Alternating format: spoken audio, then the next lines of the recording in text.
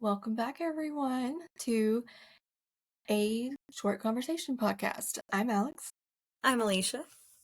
and we are still deep into the fandom of Twilight with this episode.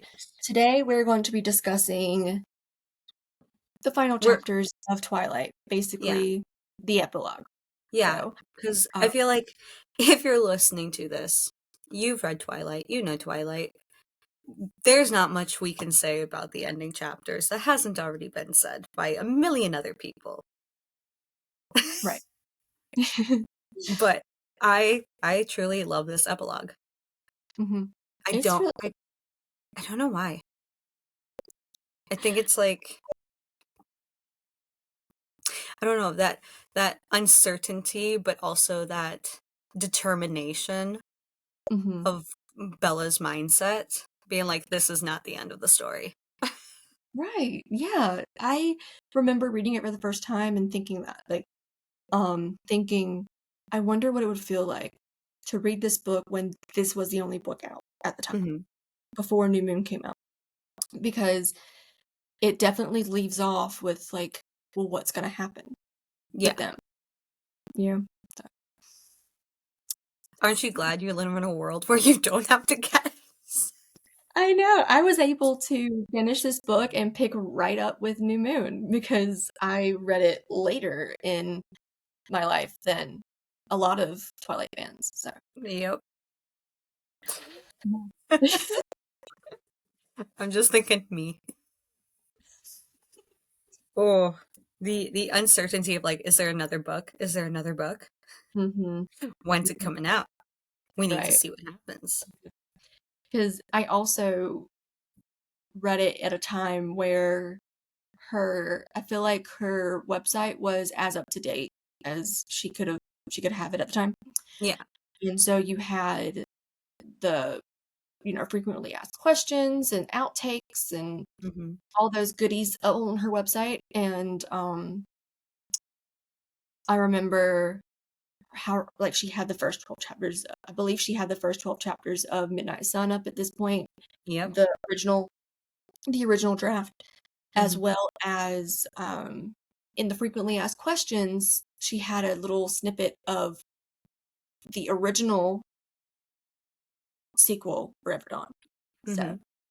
I looked into all of that and was able to see, like, what kind of where her decision making was in regards to creating New Moon and Eclipse, as well as Breaking Dawn, instead of the original sequel, Forever Dawn. So, Yep. yeah.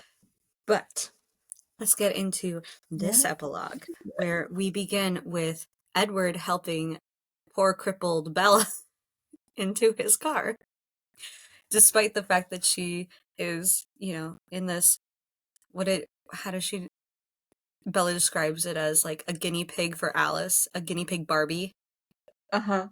because her hair is all done, her makeup's all done, she's in this dress, and she's like, what is going on? I hate surprises. And Edward being so, but I feel like you should know what the surprise is. Like, how are you not You're getting dressed this? up in a high heel and a dress.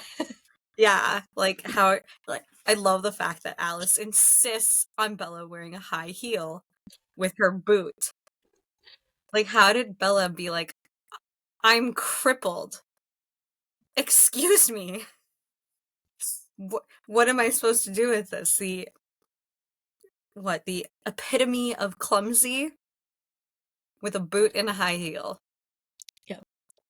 Like, Yep. obviously, Alice would be like, oh, I can see into the future. You're not gonna fall and, like, break your other leg. But still, like, I It's like can't believe she let Alice get away with that. it gives off the vibe of, Bella, just trust me, you're not gonna fall. You're gonna be okay. Like, just picture if you do fall, Edward would be there to catch you, and then you're in his arms. Like, I'm just saying.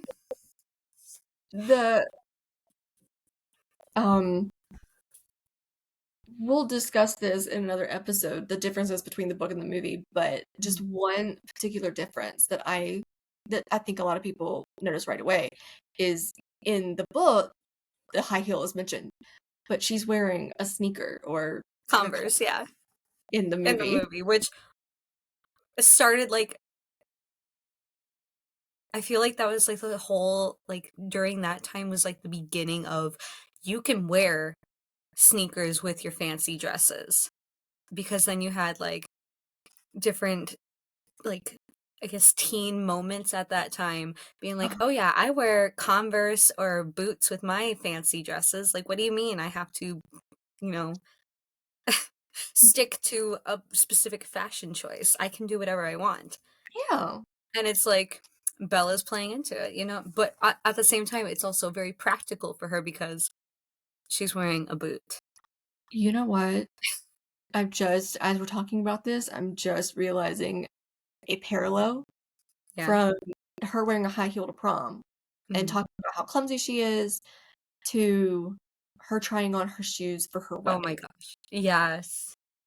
I'm just like, that just clicked for me.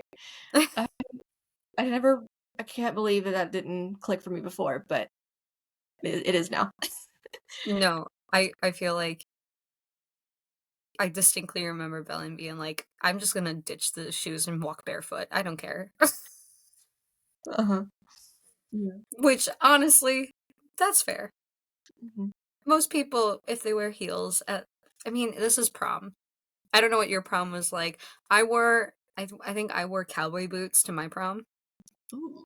Yeah, and I was climbing trees in them in my dress. My Nice. prom date was very concerned I was going to fall and die. Oh, nice, nice. And I'm like, I'm a klutz, but I am chaotic. Chaotic, yeah. We're My going for it. I went both my junior and senior year to prom, Mhm, and I always tell people, like, as far as, like, my dresses go, my junior year was more like my senior year because that dress was my favorite. It was the one I put the most thought into mhm, when I was picking it out. We actually went shopping for it and put all the accessories together, and it was the whole like, we did the whole shebang. And that's the year I ended up going with my friends instead mhm. of a date. Okay. And, that was the most memorable. It was the most fun. Should have been my senior year, but it was junior year. My senior year, we put less thought into my dress. We just Mhm. found somebody reselling a dress that I liked and chose that one. Okay. And I actually I put a little bit of thought into it. I chose the color of this college that I was going to be going to. Okay. And made put accessories together and all of that with it, but put a little bit less thought into it than my junior year.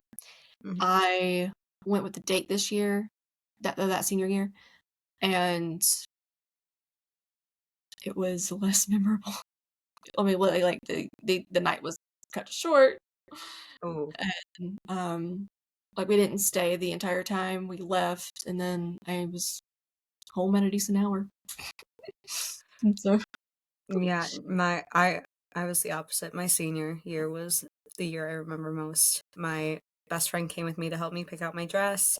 She's the one that chose it actually because I was flip-flopping between one that I thought was like the dress that I needed to wear because, I need to fit in versus the dress I actually got, which was more me. It was dark in color, it was long, and she's like, "If you don't get this dress, you're an idiot." I was like, "Yeah, you're right."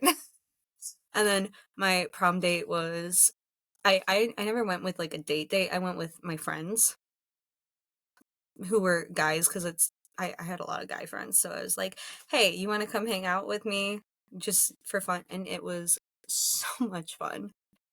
It mhm. was It was like at the end of the night, we all crashed in the living room at my house. we And we started watching movies and drinking pop. Like like there was like a bunch of people that were like, "Oh, we're going to the senior party." And it's like, "We're going to go back and have pizza yeah. and watch movies cuz I mean, we treated it like a cast party cuz all my friends were theater kids. Oh, great. I So, remember yeah. I remember junior year, the year I went with my friends, we stayed most of the time, and then we left with enough time to go to the county fair, the local Mhm. county fair that was in town. So like so much fun, like Ferris wheel rides and fair games and snacks and stuff and all of that. And then senior year, I'm home at a decent hour and I'm in bed. That was See, not I feel like that's Bella. that. I would Well, be home in a decent hour. How dare you bring me to this monstrosity of a formal school event where I have to be forced to dance and wear this quote unquote monkey suit. right, right. So that was our prom experience. Um, I mean, but I think Bella's wasn't too bad. Like, like but considering that she was with someone that she was falling in love with, and yeah, um, like it was like I all in all, I feel like it was a nice surprise for her. Um, the only thing is that on the way there, he gets a call from he gets a Edward. call from Charlie. Tyler is at the house to pick Bella up. Like, Tyler. Like, take a hint. Well, I'm curious as to like what his thought process is. Like, Well, remember the day that he's like, well, maybe prom. Yes, yes, maybe prom. maybe You did not ask her to prom. right? Yeah. That maybe like does are they teaching consent in Forks to ask someone on a date? Hmm. Like clearly Bella, if she says, "Oh, I'm busy that weekend for the girl's choice," Oh, we still have prom then.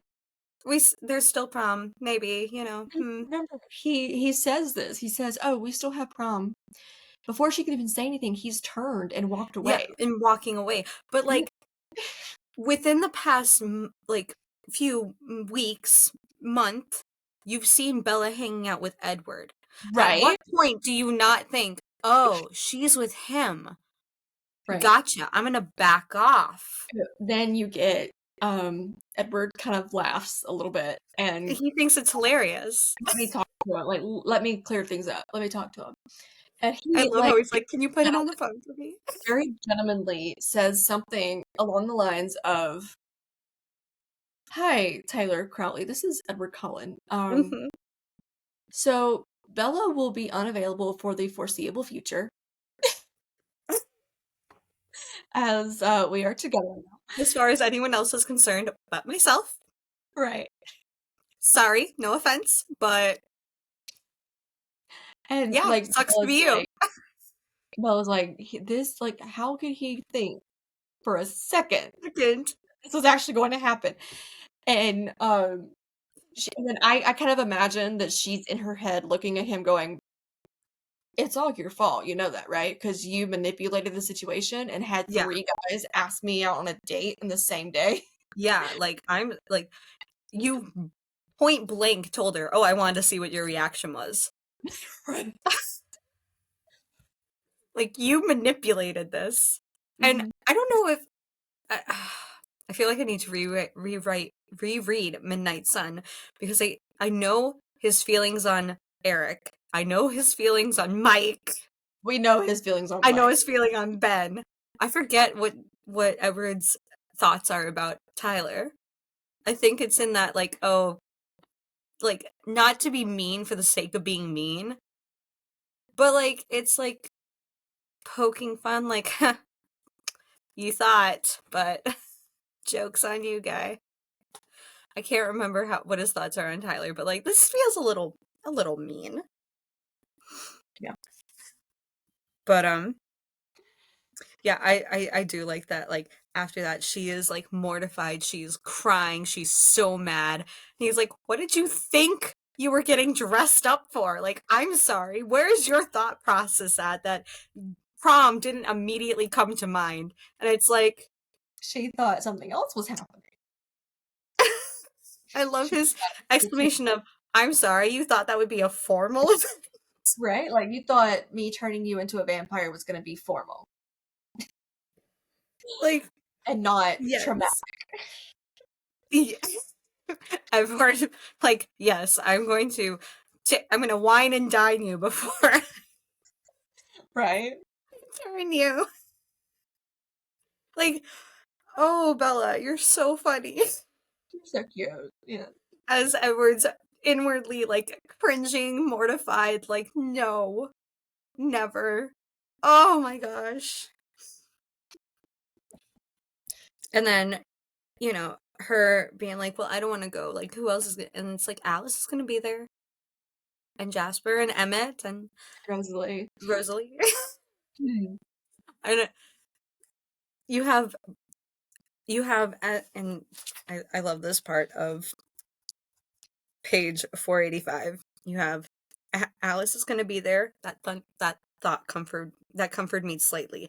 And then with Jasper, Emmett, and Rosalie, and like a few lines down, like Rosalie acts as if I didn't exist, while her sometimes husband enjoys having me around. Yeah. I've been seeing a lot. Speaking of just like a little side note Side about note. their relationships, I have been seeing a lot of videos recently about the Mhm. fact that, Edward has Alice Yep. as like a friend, as a sister, Yeah, like they're that's their brother go-to sibling. they're the closest. Yeah. And then you have Jasper Jasper and and Rosalie Rosalie, each because other. they play twins. They play twins, so they're close. And then Poor Emmett Emmett. was always left out without Yeah. like his sister. And then Bella comes into the family, and even as a human, he's treating her as his new sister and It's like, this jokes is with my sibling. Ah. yeah. So like when she finally becomes a vampire, and he finally can like let it all loose and just like joke Yeah. around with her, and all those innuendos that he that he Yeah. says to, like to make her uncomfortable and joke Leading around. up to the big arm wrestle. Right. Yeah. I love, and we'll touch on it more when we go into their relationships a little bit later, but um I love the fact that now they all have each other, Hmm. and they all like they have their mates and they also have their sibling, which is Well, it really also begs the question of like, so when Emmett meets Rosalie, she's not a full newborn. He is, and he knows that he can, like, he's told that he essentially could hurt her if he's too rough. uh-huh. And then you have Jasper and Alice when they meet. Like, Jasper's not in that newborn phase. Like, nobody's in their newborn phase. Like, Bella is his quote unquote first newborn that he's experiencing besides himself. So Right. it's like, oh, I remember how strong I was. I want to see if I can beat her. Like, Mhm. besides, the newborn, like, army, this is like the first one that I could be like, it's like a fun competition of like who's the strongest vampire in the house right now. Yeah. Well, because you have like the knowledge of the fact that everything that Jasper told them in Mm. Eclipse, newborns are the strongest of their kind. They're at their most lethal at that point. Um, but they're also chaotic and out of control. Um, Versus Bella, who's very this is calm, Bella, cool, and who is collected. like the most in control of her of everything. Of her immortality. Right. She is like, and I like when I talk to anyone that mentions Twilight to me and they talk specifically about her being a newborn, I'm like, she is a special case. She is not like any other newborn that No. I've seen. She had a year to prep. She had, from the moment she found out about vampires to the day that she was turned, she had all that preparation and all that Yeah. knowledge of how difficult it's going to be. So she was prepared. Like she was preparing for it to be difficult, and Yeah. then being surprised at how easy it is for her. Well, I mean, like, you have the dangers of vampires around humans in the first one. You Mhm. have meeting the leaders in the second one and the rules with the werewolves. Yep. So like she knows the rundown of the rules. Uh-huh. Then you have like how like dangerous of a vampire to yourself can be in the third one with Right. So you got, like you said, you've got her introduction in Twilight. She's being Mhm, introduced to the world and getting all her questions answered, as mhm, many as Edward can. And then she's she's being bombarded with all these rules, like, and the Yeah. danger of breaking the rules. Yeah. And then, basically having to make a choice. Well, do Do I I keep my immortality? Do I keep my do I m do I do stay I keep being a human? Do I change, like, what's the dealio going on? stay human, or do I choose to be, or do I make I make the obvious choice for myself, Which, you know, make it become a vampire? And it's like, and then you get Eclipse where she's made that decision. She's going to be turned, and they've mhm. decided after graduation. And then now the newborn army's coming, and she's getting a look at to what she's going to be like. Yeah. And I feel like that moment is like, oh, I didn't, like, because she's only been around like very controlled vampires. She wasn't aware of how feral they can be, The only how, look yeah, out of control they can be. the only time she ever got to look into into that part of a vampire is at her in New Moon at a birthday party when Jasper Mhm. lost control. But even Yeah. then, he's not a newborn, so that No. control was like quick, snap, instant. Yeah. Whereas like now she's seeing the total like feralness and Yeah. out of control chaos that a Yeah. newborn like Like, she was, like, the universe made sure she was prepped and ready for anything. yeah, I And mean, so, I mean, and I don't blame Jasper being, like, a little jealous of, like, wow, she had such an easy time. mhm, This kinda hurts because 'cause I'm yeah, still struggling. right. It brings up the question, would it be like that for anyone that is that prepared, or is Bella truly a special case? Special case. Yeah. That's a great question. Yeah. For all you listeners, let us know what you think. Yeah, what are your thoughts? Is Bella truly the only special case, or did circumstances just fall in the right space? If it were someone else, like, I truly believe that Bree and Bella are two sides of the same coin because they're both very quiet, they're both very, to themselves, they're very awkward with other people, but they also were raised in different Brought up differently. situations. Yes. So, like, where if Bree was as prepared, would she have Would she have been like Bella? yeah, Because she can fairly snap out of it. Like, she understands danger around her. She sneaks into flippin' libraries or bookstores to steal books, like yeah, Bella totally would. absolutely. Like, I don't know. I get that is a very great question, Yeah, but yeah. So they're at the prom, yeah, let's get and everyone's. I love Edward being like, you're actually having a fun time. Like, because Bella's like actually smiling and dancing because Edward is holding her, and it's like, well, I mean, there's a special circumstance there. Like, if she was there with Mike or Tyler or just her girlfriends, anyway. do you think she would have as good of a time? No. Or would she be like, I feel like Angela would be like, hey, come dance with me. Yeah. But I don't, it's different. I think what I appreciate about it is Edward making sure she has those human experiences, despite the fact that she would never willingly, out of her own choice, do that. Mhm. Mhm. And you Because, gotta remember that at this point, he has no plans for no, her to become a vampire.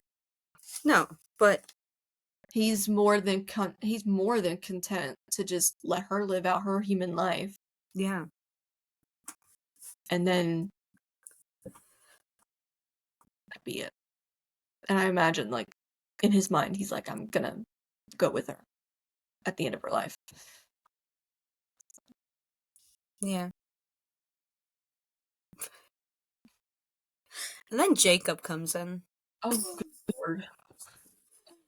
all because he wants a part for his rabbit. Just to Yeah. remind Edward there are rules. I just The- think it's so funny that he's like, oh, plus, I got to see you dressed up, but like, I'm actually here for just a car part. so in the book, he shows up while they're dancing, right? Yeah, Puts they're in, they're inside the gym you know, or the movie wherever they are. in the movie they put this before they even walk in. Yeah, So. because Edward's got to go park the car. And what does he Get say? Bella alone. He goes, I leave you for a minute and the wolves descend. It's But like Bella doesn't even like she She gets it, doesn't but get at the it. same time she doesn't get it. Like she She- understands like, oh yeah, they're descended from wolves. I get it. But like Bella, you don't get it. You don't. You don't. Because she clued in onto the part of the story that is significant to Edward. That Yeah. relates to Like him. it kind of like oh, yeah, Because wolves. Okay, sure. right. Bella, you're so funny. You're so I like funny. to I like to say that she's very Edward blind Uh-huh. Very much. in Twilight. She's because anything that doesn't pertain to Edward, it's like whatever, sure. That's just life. What are you gonna do? Uh-huh. Like, I'm gonna get crushed by a truck. Oh well, Edward's standing over there with a horrified face. Why is that? Bella. Priorities. Well, I mean, we've established that she's a magnet for danger. Danger. She's so funny. She's so funny. She's Like so funny. I kind of imagine, like, we know her story. We know that the Twilight story, Stephanie ended it with the in Breaking Dawn, the Volturi walk away and they Mhm. continue blissfully into their small but perfect peace of forever. Yeah. But I kind of imagine that if the story continued and she wrote another book, and I kind of imagine like what the big um Conflict would be. complication would be. Yeah, what Mhm. the big complication would be in that book. And I kind of imagine it happening, and she's like, "When will we ever get peace?" Like, Honestly, Bella would. Oh, like another thing again? first it's Seriously. first it's nomadic vampires who are vengeful and want me dead. Yeah. Then it's the freaking leaders of the vampire world telling me that I either have to become a vampire or die. And Yeah. then a newborn army is after me. And now the I accidentally had a baby. daughter. Whoops. Oh, and we skipped the whole like danger of pregnancy in that. Yeah. But like you got the danger of pregnancy and then the Volturi are after my daughter. So Yeah. like what's Like, next? and it's like honestly, because like before you had the one or two slip ups in the family of like, oh, Emmett went and found a singer, or Jasper has some complications going on, but the Cullens lived a fairly peaceful, quiet life before Before Joel. Bella. Oh my god. Yeah. Like, Yeah. uh-oh. Yeah, my longtime friends from Italy are coming to destroy our whole family. Time to band together all the rest of the troops. Whoops. Sorry, guys, and now I'm putting you guys at risk. My bad. I didn't know. Bella's so funny. Bella, so funny. Bella, you are hilarious. Yep. And I mean, it's not like she was destined for this. Like, she says, oh, I was meant to be a vampire. And it's like, no, you weren't. Because had Renee chosen not to, like, travel around, or, like, wanting to travel around, you would have never gone to Forks. But remember, it was Bella pushing her to go travel. It was like, I'll go. Because she was sad. Like, Yeah. but that's the thing is, like, this is all circumstantial. Like, there was no, like, this was destined to happen. Right. True. Like, there's no prophecy somewhere like, oh yes, there is a child that will be born. This child shall eventually move to Forks and meet an immortal, and oh no, a bunch of stuff is going on now. Right. Oh Yes, that man. is my prophecy voice, thank you. I'm a great voice actor.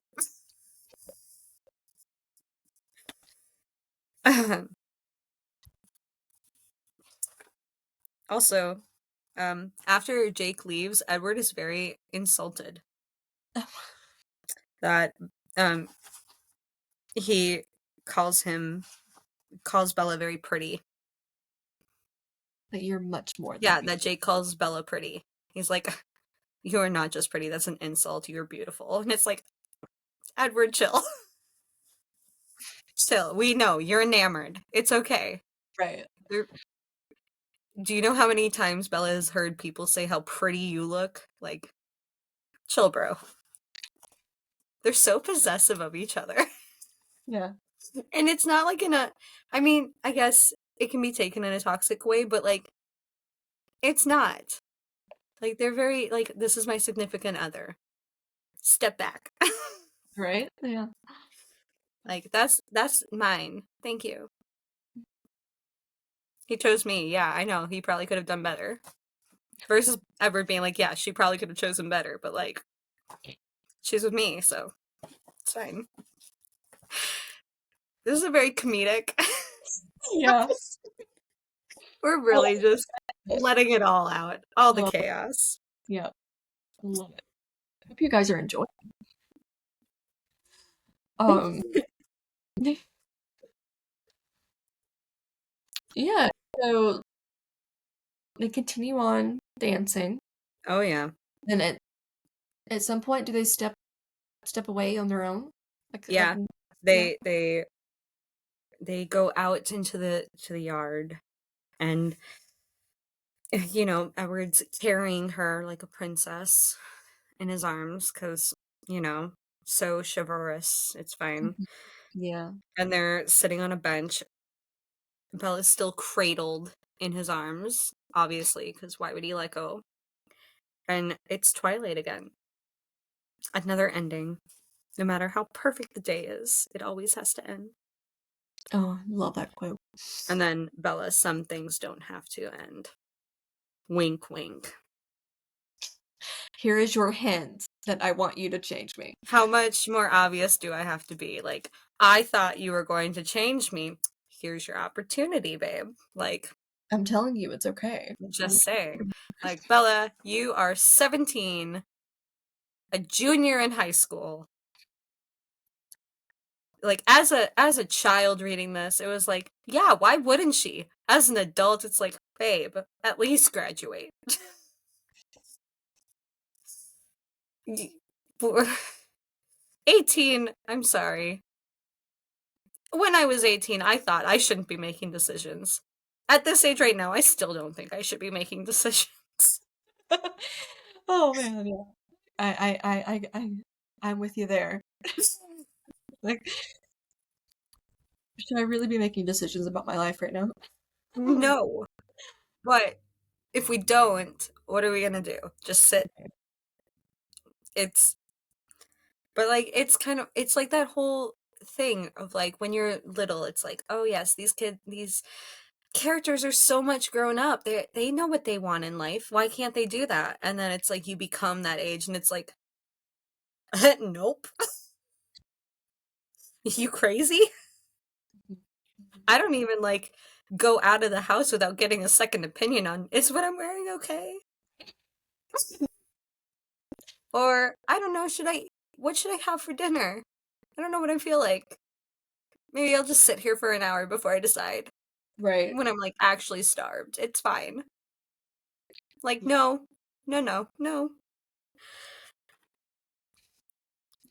Our mindsets are so hilarious. Yeah.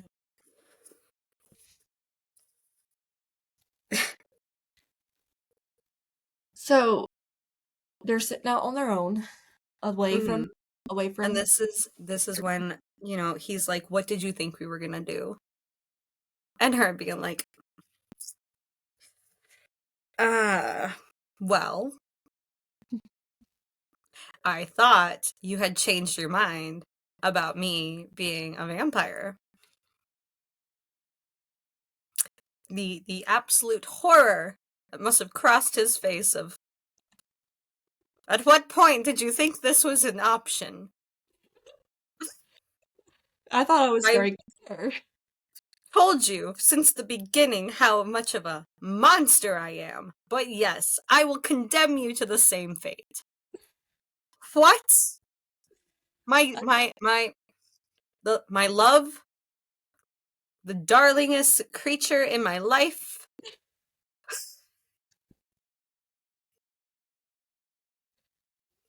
What are you thinking?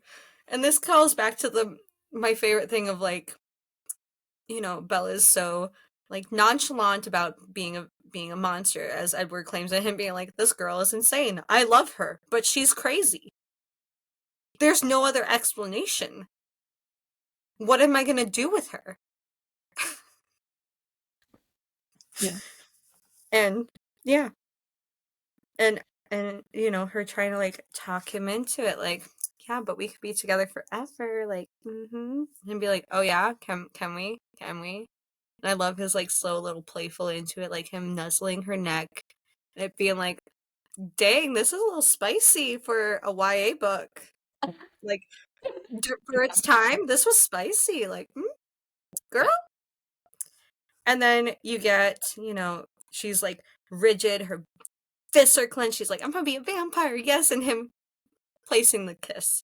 Right. Her be like, rude. I And then was prepped. Like, not as prepped as I thought I was, but I was ready. I was. And does he say like, isn't it enough?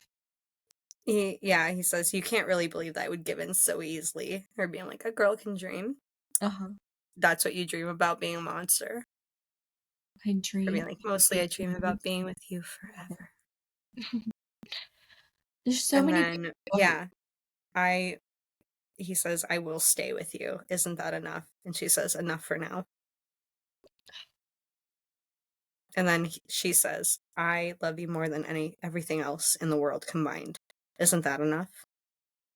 He says, yes, it is enough. Enough for forever. Like, I'm sorry.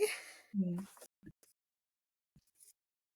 These two just proclaiming like nothing else matters but each other. right. Yeah. Such a high school romance. Yeah. So one big difference that they show in the movie Yeah. is they do show Victoria watching over them Yes. during this moment. And obviously, because it's Bella's point of view, she's not paying attention and she's not aware. And even in Edward's point of view in Midnight Sun, he's not even paying attention and aware that she is there. So No. there's no like indication that she truly was there in Stephanie's mind, but No. we know But that for the movie, Stephanie was on set for this. And even if she did not imagine that she was there watching over them, this happened. Like, it she happened. watched this being filmed. Like, Right. Because in the timeline, which we'll get into in another episode, yep. um, she's there, and then she leaves, and the next time we see her, she's trying to get to Bella. Yeah. And both the wolves and the vampires, the Cullens, are multiple times chasing her away. Yeah. I believe for New Moon, we mostly see the wolves chasing her, Yeah. and then when in Eclipse, when Edward's back, they join in and they start chasing Yeah. her away too. Um, and then it all escalates until the newborn army. Well, yeah, like, honestly, Victoria is kind of the reason, at least in the movie, why most of the wolves turn. It's Because a combination. because the Cullens leave, and then all of a sudden Jake's gone and all these other Well, people are remember, changing. Sam was the first, and he turned Yes. during Twilight. Yeah. Um, at some point there, he turns, and because then we have New Moon, and you've got first half of the movie. Jacob is not a wolf. No. Talking about the fact that Sam has this little cult or whatever he Yeah, calls because you it. then have Paul and Embry Jared, doesn't join yet. Embry not yet, but Jared. Paul and Jared Jared. next, and then Embry, because then Yeah. he's left with Quill, and then he joins and Quill's left, and then Quill finally joins the pack. Well, like, and like Because half of that isn't done. Like, Embry and Quill don't join until after the Cullens leave, yes. and then So Jacob it's a joins. combination of the three nomads have been through there, Mm-hmm. and Victoria being around. Yeah, because they purposely don't go into town to Right. avoid the Cullens. And Right. I guess I'm curious, was that just because they knew that they would turn? Like, what was the reasoning behind, like, besides The like avoid treaty. them because like we don't want you to get in like an issue with vampires. No, it's so I kind of imagine that like they constantly are telling those stories around the campfire and or Hmm. around the bonfire, and you know all the elders are constantly drilling into their kids. You don't go into the wood, like don't cross that line, like you don't go into You that don't area. cross that treaty line. But they don't call it a treaty line. It's just like you No, don't but like go in don't go into like stay Forks on the territory. you stay on the reservation. And obviously because like Bella lives in town, Yeah. Jacob visits. And so I Yeah. think a big part of Jacob's transformation is a combination of Victoria being on the reservation, like being in that area, as well as him going to Bella's house a couple of times after Edward's been there. Because we know, like, for a month, Edward was watching her sleep in her Hmm. room. So, like, he wasn't like in her room. But I don't imagine that you need to be like right up next to the set. It's No, like but if like you, it kind of begs the question of like, okay, out of anyone there, you have Jacob who is around them the most because he's the one that is normally going into town, hanging out with Bella. Like, why wouldn't he be the first one to turn? that Like, is a question. Yeah, that does it is. have to do with age? Which clearly it doesn't because Seth eventually becomes a, shapeshifter and he's the youngest. He and Leah, he Yeah. and Leah, it was a big part of when they turned was like the aftermath of their father death. Yeah. So So I think that just kind of just leads me to like it's not the Cullens that are causing this because not just it's got to be the nomads. There's no other explanation for it. So yeah. I Victoria is to blame mean, I for a yeah, lot of a the lot. wolves turning. Yeah, Yeah. I Way would to say go, Victoria. You essentially caused your own demise in Eclipse. it was. Yeah, it was her own like. It was your own need for revenge for, I mean, and we can talk about this for a whole thing of her backstory with James and like, did he actually see her as, a true mate or was she just a mate? Which is also a big question of what I makes a mate versus a mate. have big opinions about how they felt about each other. Yeah. Those specifically, because I have a big opinion about mates and soulmates and what Yeah. that means. But for the two of them, I have a big opinion about what. Right? It's so like again, we can talk about this in Well, yeah, like a whole other episode just about that specifically. But it's still begs the question of like why is Victoria at this dang prom and why did Stephanie agree to like I guess have this like slight little change to like I guess cuz I knew they were going to have a sequel. Like obviously, we're going to have, you're going to adapt all the books. But like this was an indie film. Most indie films don't get like follow-ups for their movies. yeah, that's It's true. just I don't know. It's just so interesting that she's like, I don't yeah. And then have everybody like question, like, Edward can read minds. Why isn't he seeing? And I guess like you could say he was very, would you, I guess the way how I would say it is he was like overstimulated because you have all the thoughts from everybody. You have the the music. music, you have the, you know, his Um, own emotions going on, I think it's a combination of a lot of things. It's his devotion, like his undivided devotion to Bella, making sure or Bella is comfortable, wanting to give her, yeah, making sure she's comfortable, wanting to give her the best night humanly possible. Well, inhuman, vampirely possible. yeah. The music going, all like wanting to drown out all of the voices, to give her that undivided attention, but also at this point, Victoria does know about his gift. So we Yeah. saw, I mean, we saw an eclipse that during graduation, um, I think it was Bella and Alice were talking, and Bella had this like light bulb moment, and she told Alice about it. And Alice said, let's wait to tell Edward." And so Mm. during graduation, she's reciting like something backwards Yeah. and trying to keep it out of her brain, out of her head, so that he doesn't hear it. And then after graduation, he's like, "So what was she trying to keep from me?" Yeah. Like, what's up? Like, And something's off here. it was the light bulb moment was that Victoria was leading Yeah. the, Yeah. Pulling all the or strings. creating, not leading, but creating. Well, I guess Yeah. she was the mastermind behind it. Yeah. So, I don't know. It's this, just such a er, funny thing. yeah. So, Also, poor Edward, surrounded by a bunch of hormonal driven teenagers.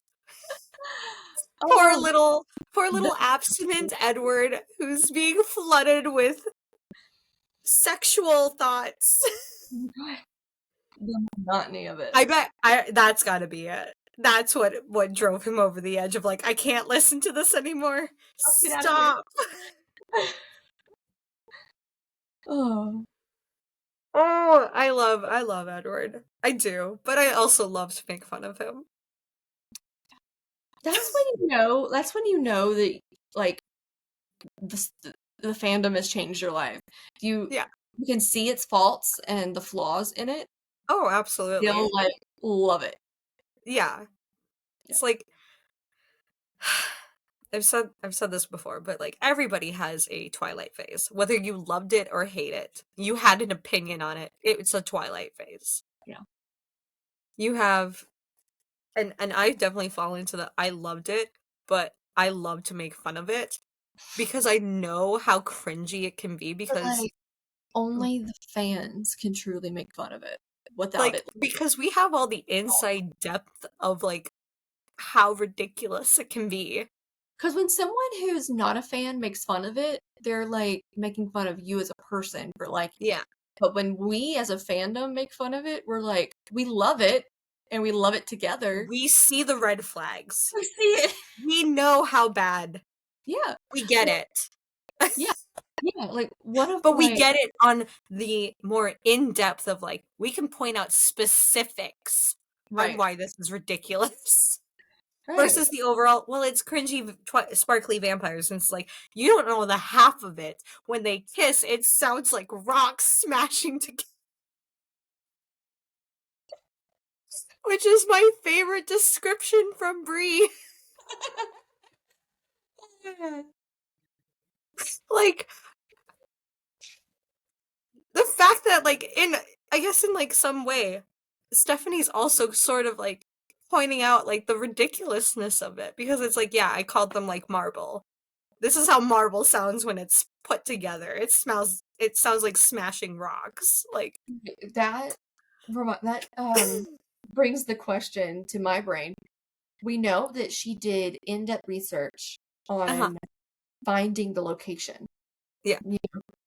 Rainiest place in the continental US. In fact, it spit out Forks, Washington to her. So she like, and then she does she does enough research to be able to describe this town Mhm. in perfect detail. Like I've only ever seen photos. I Yeah. have never stepped foot into the town of Forks before, Yet. and yet, and, I can vividly picture what it's like to the point where I've heard people say they've experienced this, and I cannot wait to, that they drive into Forks for the first time, they're Mm. stepping out of the car and looking around, and the picture that they had in their brain and the pictures that they see times 10, like, it is Yeah. unreal how accurate she got in describing that town. Yeah. That makes me think, or that makes me question, how much research did she go into to describe, like, the sounds and that, like like, did she like, I don't Did know, she did she take two marble stones and smush them together? just like, "Okay, that's how it sounds now." Yeah, that sounds right. Like, Or, just like, the accidentally, like, whole, I've like described him like, hardest stone. Picks up two rocks. Yep, that yeah, makes sense. Yeah. and then, like, even the destruction of a vampire, like, how Yeah. they're when they're being pulled, Oh, it sounds like glass breaking or, like, yeah. stone being broken. So there's just little things that It's so it's weird. it is. It's weird, Twilight but fandom is weird. it is. I We will are. s I will gladly say that as a Twilight fan. Yeah, We're weird. we are, and we love it, though. Yeah. I mean, the fact that we have our own actors that are like, "Yeah, it's weird, but we still love it." Oh, man. I flippin' love seeing the photos of Kellen, Ashley, you know, just all of them at the cons being like, "Oh, our little It's Twilight I fans." over the years of being a Twilight fan, I have seen articles pop up, that are, like, and the headline reads, "5 actors or, like, 7 actors that you didn't know hated working on the Twilight film." Mhm. And I'm like, I see your headline and I raise you the posts that they make of Yeah, being together as like the cast being together again, yeah, and a milestone moment happening in their life, like Ashley having a kid, or Kellen and his family moving into a new home, or whatever it may be. yeah, And Nikki Reed and Peter Facinelli and Jackson Rathbone are commenting. They're all commenting to each other, like, "Congratulations, yeah, what a beautiful family." Like, they support each other after, like, they're still in touch with each other, yeah, and they do these Twilight conventions and immerse themselves back into the Twilight fandom every once in a while to yeah. spend time with their fans. It was a big part of It's a big part of their life. honestly, it was a big part of world history, like, Yeah. Like, even they like even say, like, you know, like, Robert Pattinson regrets being cast as Edward. I'm like, that may be so. Okay, we will never know because he and Kristen are they haven't shown up at any conventions and talked about you know, Twilight for a while. yeah, Uh, since the whole thing ended. right. But then also, like, so you don't know whether or not they enjoyed it or they hated it or not. So, like, Like, they are just like, "Yeah, it was a part of my life, and I'm moving on to don't tell this, me, and like, that's what I don't tell wanna me. do," which is completely understandable. Yeah. But, like, don't tell me that Nikki Reed was overwhelmed by the amount of fans because she wasn't prepared for it. She may not have been prepared because no one was. No one was prepared for this, Nobody was like prepared for the fandom to go to that length, like, to yeah, that big. So it is a yeah. little overwhelming, but don't compare like, don't say that that is a reason for her not liking or her regretting being in the movie. I mean, as a very I'm a big fan of and, this is, like, not really a side moment, but it's also very connected, of Good Omens. You have Michael Sheen and David Tennant, and they made a thing called Staged Yes! together. And the fact that you have Michael Sheen mentioning Twilight in it. Because, they're like, oh, I just love David putting up his little He's awards. Like, oh, I'm just, showing off some things, I'm decorating my set. And Michael being like, well, I'm going to go get some books for my library. And David immediately, is it the fucking Twilight books? He's like, 1.5 billion. I was in, what did he say? I was in four Of the Twilight. Twilight. Which is so inaccurate. I love you. And he goes, I was Doctor Who. And he goes, Woohoo! not Not anymore, baby. anymore, baby. Which also was a very false statement for Michael because oops, he became Doctor Who again. If y'all can't tell, I'm a big Doctor Who fan. In that video, my favorite part is when he shows his painting and he goes, you did not paint that this morning. I did. Like, no surprise here. I love Doctor Who. I know, like, I knew when I saw that, I knew that was one of your favorite videos because It's it brings together two they're favorite they're fandoms. my favorite. I do love that you have interviews with Michael and him being like, "Oh yeah, someone has my head." That is, we know, like, It's like we know. Like we, if you're in the Twilight community, you know where this mold of this head is. yeah. Um, yeah, and what I love about that video with Michael Sheen and David Tennant is that it's another like example of an actor loving that he was in the films because I've actually I don't know how many people know or have seen this, but he did an interview where he explains how he came to be cast. Yeah. And he auditioned for Aro because his daughter read the books and liked Twilight. And he knew that the New Moon audition, like the auditions for New Moon were coming up, and Yeah. he did it for her. Like he was like, how amazing would it be for her to say, my dad was in the movies? Like I feel like that's so true for a lot of actors that go into projects like that feel like, "Oh, why would you do that?" because it feels like so below you. It's like it's an adaptation of a young adult thing and it's like I'm doing it for my family member. I want to be like I only know am able to see it through their eyes. I want to be a part of it so they can be like, "Oh my gosh." Yeah. I mean, yeah. There's there's a lot of So, good. A I lot guess of this epilogue is kind of like the epilogue of this is like it's the epilogue of us talking about Twilight for a little bit yeah, because because it's like we're gonna branch out to other fandoms, but that yeah, doesn't mean like each of these fandoms don't hold a special place in our heart. right. Like So this was we a big part of my prepubescent to teenage years. yeah, And Alex, she, I mean, you were later in life, but it still well, became such a huge moment for you very yeah. quickly. I like.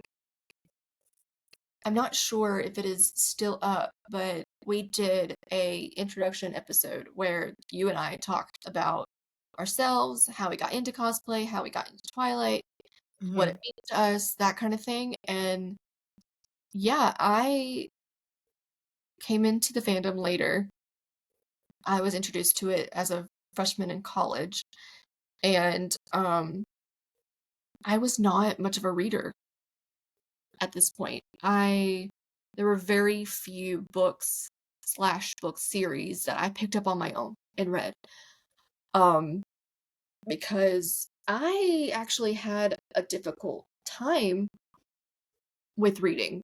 Not in like the sense of I had like a reading disability or anything, but I just It just didn't I hold didn't your like being told. attention. Right, and I didn't like being told what I had to read. So Hmm.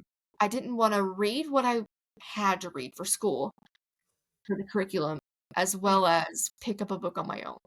Yeah. So I didn't really read, and I also struggled with comprehension, so understanding the story and like the underlying themes and all that, which is very like shocking to me, and to anybody that knows me, you would probably be shocked to realize that or to know that, Yeah. because now You're doing full podcasts about it. like I am like I'm that person that when I'm watching a TV show or reading a book, I find parallels. I find these little like underlying things that Mhm. other people may not notice, but I wasn't always like that. So Twilight was the first book series I was introduced to that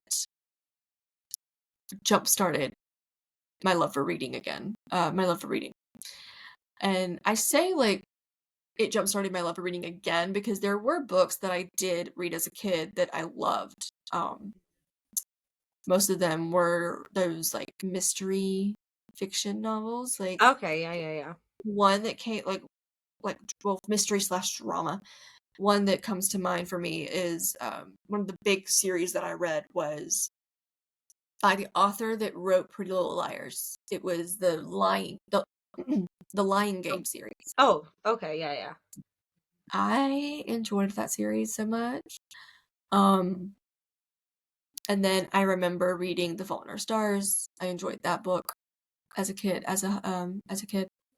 But other than that, I really didn't read much. And then But like, yeah, for your after adult after life, Twilight, this it was the thing like that, it jump started everything. and I So mean, now you're this like reading more books than I am.